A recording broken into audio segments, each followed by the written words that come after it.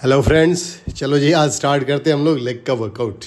Workout करने से पहले में क्या करना है, पहले वार्म अप करना है। ब्लड फ्लो अच्छा होना चाहिए।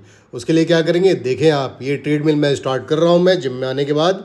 और पहला स्टार्ट कर रहा हूँ ट्रेडमिल से। और ट्रेडमिल कितना करना है, 7 to 8 मिनट्स। 10 मिनट भी कर सकते हैं, चल जाएगा। इससे ब्लड फ्लो अच्छा हो जाता है। और ट्रेडमिल करने के बाद स्टार्ट करेंगे कि हम लोग स्ट्रेचिंग बिना करे अगर आपने करना शुरू कर दिया तो मस्कुलर पेन कंफर्म में होना ही होना है। तो उस मस्कुलर पेन से अगर आपने बचना है, लेग्स का वर्कआउट हम लोग जनरली क्यों मिस करते हैं, बिकॉज पेन बहुत होता है। उस पेन से बचने के लिए हमें क्या करना है, स्ट्रेचिंग। अब देखिए मैं आपको दिखाता हूँ, सारे स्ट्रेचिंग करनी है, फास्ट फॉरवर्ड करके मैं दिखा रहा हूँ। स्ट्रेचिंग में फुल बॉडी स्ट्रेचिंग, हालांकि लेग्स का वर्कआउट है तो लेग्स पे थोड़ा ध्यान ज़्यादा। अब देखिए मैं लेग्स को स्ट्रेच करना शुरू किया। लेग्स को स्ट्रेच करने के बाद हैमस्ट्रिंग को एंड क्वाड को, दोनों को आपने स्ट्रेच करना है। तो इसके लिए मैंने क्या यूज़ करूँगा, रोलर। अब देखिए अब रोलर को मैं यूज़ कर रहा हूँ अपने क्वाड को स्ट्रेच करने के लिए। क्वाड को मैं क्या कर रहा हूँ, दिखा रहा हूँ कि भाई अब मैं जा रहा हूँ एक्सरसाइज करने के लिए, तो आप रेडी हो जाए। ऐसे हैमस्ट्रिंग भी करना है, जैसे मैं कर रहा हूँ क्वाड के लिए, ऐसे हैमस्ट्रिंग भी किया है, लेकिन इसमें आपको दिखा नहीं रहा हूँ, लेकिन हैमस्ट्रिंग भी करना है। मतलब आप मान के चलिए 3D में आपने रोलर के थ्रू आपने स्ट्रेच कर लेना अपने बॉडी को, मसल्स को थोड़ा सा ट्रेन पहले ही कर लेना है। अब ये जब स्ट्रेचिंग हो जाएगी तो काफ का भी स्ट्रेचिंग रोलर से ज़रूर आप कर ले। फिर उसके बाद लोअर बैक पे, देखिए आप लोअर बैक को मैं ध्यान दे रहा हूँ, कैसे लोअर बैक करें, कैट कैमल्स के थ्रू। हालांकि रोलर के थ्रू भी आप थोड़ा सा कर लेंगे, वो भी मैंने किया है, लेकिन इसमें आपको शो नहीं कर रहा हूँ, टाइम की शॉर्टेज है। कैट कैमल क्या करना है, 10 मान के चलिए 10 रैप करें और 3 सेट का। 10 रैप से कैट कैमल से बहुत अच्छा हो जाता है। इसके बाद क्या करना है, ये देखिए वॉल के साथ मैंने बैठ के कर रहा हूँ, इससे थोड़ा सा मेरा क्वाड भी स्ट्रेच हो रहा है। अब आ गया देखिए मैं हाइपर एक्सटेंशन पे। हाइपर एक्सटेंशन भी आपको क्या करेगी, हाइपर एक्सटेंशन आपको बताएगी कि लोअर बैक जो है कितना आपका स्ट्रेंथन हो रहा है। मतलब लोअर बैक में बहुत ध्यान देना। क्यों दे रहा हूँ मैं, एक हाइपर एक्सटेंशन की एक्सरसाइज हो गई, क्यों दे रहा हूँ, बिकॉज मैं जानता हूँ आगे मुझे लेग प्रेस लगाना है, तो लेग प्रेस पे लोअर बैक का बहुत ज़रूरत है। जैसे आप देखें, ये मैंने लिख भी दिया है कि ये बिगनर्स के लिए बहुत अच्छा लेग प्रेस है।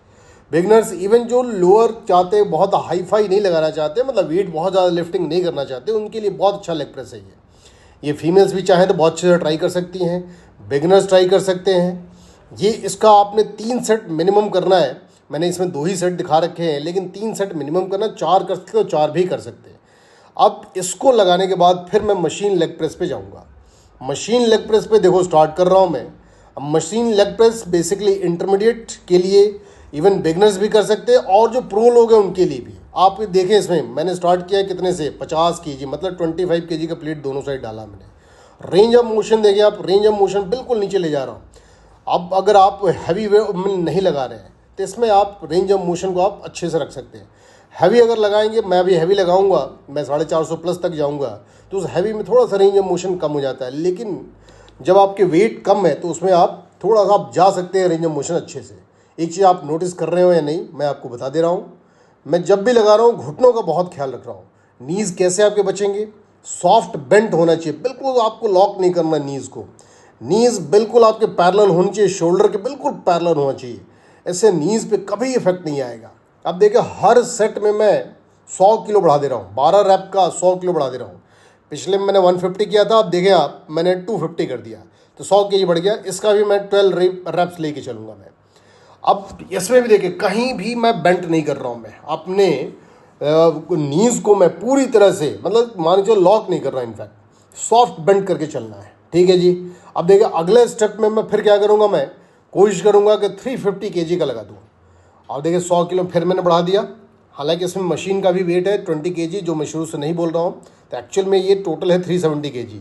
इसका सिर्फ मैं कोशिश कर रहा हूँ कि 10 रैप हो जाए, 12 हो जाए तो बहुत अच्छी बात है, लेकिन 10 का तो टारगेट है ही।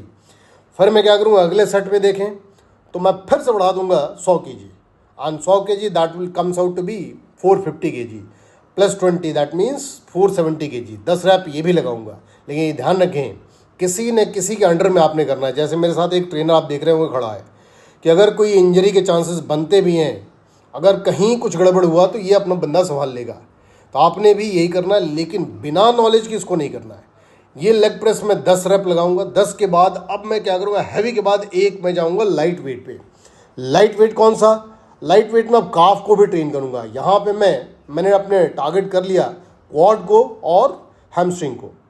अब मैं जा रहा हूँ, देखें आप, ये देखें काफ को मैं ट्रेन कर रहा हूँ। इसमें आपको दिखाऊंगा मैं एक सेट, लेकिन मैं एक्चुअल में 3 सेट इसका मैं कर चुका हूँ ऑलरेडी, लाइट वेट के साथ। ये 30 kg के साथ। आप देखिए 15 किलो का प्लेट है, 2 प्लेटें मैंने लगा रखी है, दैट मीन 30 kg।